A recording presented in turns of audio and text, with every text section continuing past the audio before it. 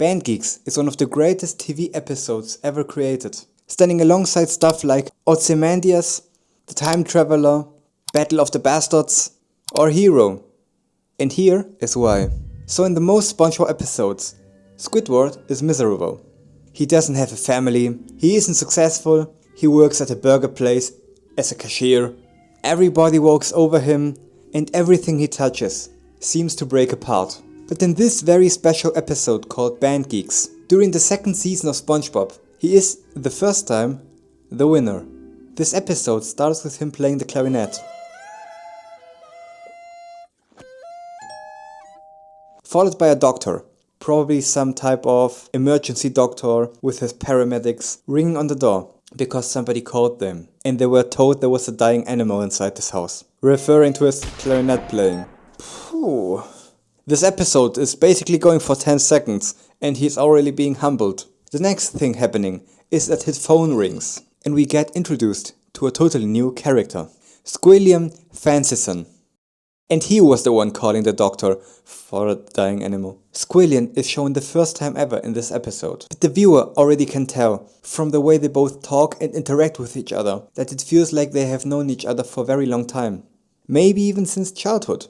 But now, they're living clearly different lives. Squidward wears his regular brown old polo shirt, like always. He is in his regular house. He looks scared. While on the other hand, Squilliam is wearing a fancy, expensive looking robe. His house looks elegant and sophisticated. Even his facial expressions show calmness and success. And even though Squilliam makes constantly fun of Squidward and humiliates him, not only in this episode but in like every single episode he appears, Squidward seems to have a huge amount of respect for him. And he desperate wants to prove that he also made something out of his life.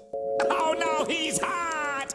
Then we learn that he has become the leader of a big fancy band and they're going to perform at the Bubble Bowl, which is basically like the Super Bowl in Bikini Bottom. He remembers Squidward that this was actually his dream. And now Squilliam is just achieving this as a small little side quest in his perfect life. Nothing too important, just your dream. But Squilliam has a problem. He is too busy for this little gig and he keeps making fun of Squidward that if he also had a band, he could take this gig and fulfill his dream. But since he's just a fast food cashier, this won't happen. Squidward, who again doesn't want to show weakness, says that he does have a band and he can do this without a problem. Squilliam agrees and hangs up, while Squidward realizes what he just did and all the possible consequences. Because Squilliam was right, he is just a cashier and he doesn't have a band, or even the resources to form one in the first place, which all would lead to him not being able to perform at the Bubble Bowl and to being exposed in front of Squilliam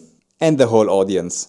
So he tries to do the impossible and create a band in a few days, and multiple characters from Bikini Bottom volunteer. He enters the rehearsal hall optimistically and full of hope, ready to teach the group how to become real musicians, just like him. But he quickly realizes that there is not a single member of the band who has actually any musical experience. Is mayonnaise an instrument? Or talent. Despite that, he stays motivated. It's probably not going to be the best performance of all time, but at least he won't make a fool out of him. But it keeps getting worse day by day. This group is completely incapable. They can't play, they can't cooperate, and everything they touch dies. And for some reason they're always trying to kill themselves. It peaks into one of the saddest moments in the TV show so far.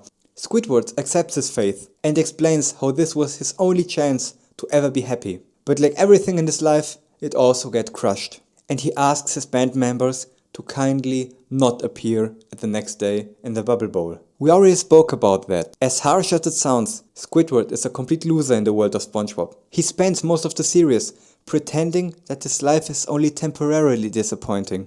Like, eventually one day I'm going to make it and everything is going to fall into the right place. Whether through music or art or some other kind of hidden talent he got that the world simply just hasn't recognized yet. Restaurant and stop lining old man K's pockets. No thanks. I'm just doing this until my clarinet career takes off. What if it never does? Don't you want to have something to fall back on?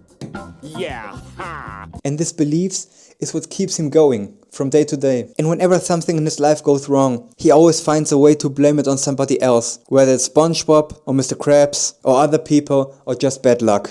But in Band Geeks, this feels kind of different. Even though, once again, he blames his band members for ruining everything. Deep down, Squidward knows that the failure belongs to him. For the first time, he is forced to be confronted with the possibility that he simply isn't just the person he always imagined himself to be. Not even close. And Squilliam, who is the person that he wishes to be like, holds him the mirror to him. At the end of the day, nobody's going to come and save you. Everything rises and falls by your own shoulders. If it truly had been his dream, then he would have dedicated his life to achieve it, and not handle it like a little side project. He would have started building his own band years ago, instead of living this life that he hates, waiting for some magical opportunity to appear out of the nowhere, or any kind of shortcuts. And when he picked up his phone and Squilliam was on the other side, this should have been the wake-up call, instead of whatever this whole thing was. But things don't end like Squidward expected it to do. Something in SpongeBob is genuinely moved after seeing him completely broken and defeated. And in this case, actually somebody came and saved him. SpongeBob. And despite the way Squidward constantly insults him, dismisses him, or treats him like a piece of dirt, SpongeBob is somehow one of the persons who still chooses to stand by his side. Probably the only one. And even though Squidward probably didn't deserve it, SpongeBob gathers everybody together and passionately tries to motivate the band to show up the next day and give a real performance. And for the first time in this episode, instead of fighting each other, the group finally comes together and begin to practice like a real band. The next day arrives, and Squidward's only hope is that Squilliam just doesn't find out that he was lying the whole time. Squilliam doesn't find out! Squilliam! Wow, this didn't work out. Alas tried to save himself. They couldn't come, they died. But to Squidward's surprise, the entire band actually shows up, all wearing uniforms. He feels completely trapped in the situation. So he walks into the stage and simply tries to endure whatever is going to happen next. Can we just talk about how insanely funny this episode is? It's crazy. But then, the impossible happens. They all united and formed into a real band and became real musicians overnight. The band begins to perform Sweet Victory by David Glenn Eisley, and somehow they perform it flawlessly, against all odds. The same group that spends the entire episode acting complete incompetent, and suddenly they delivered an incredible performance. The crowd is completely overwhelmed. Everybody's cheering. Every single person at the stadium is loving the music. And then Squidward looks over at Squilliam and sees him literally fainting from disbelief.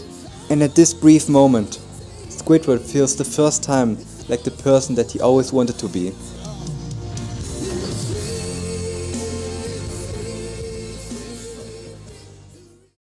My name is Miguel Costa. I hope you enjoyed the video. I'm still experimenting a lot and trying new stuff and finding my own style here on YouTube.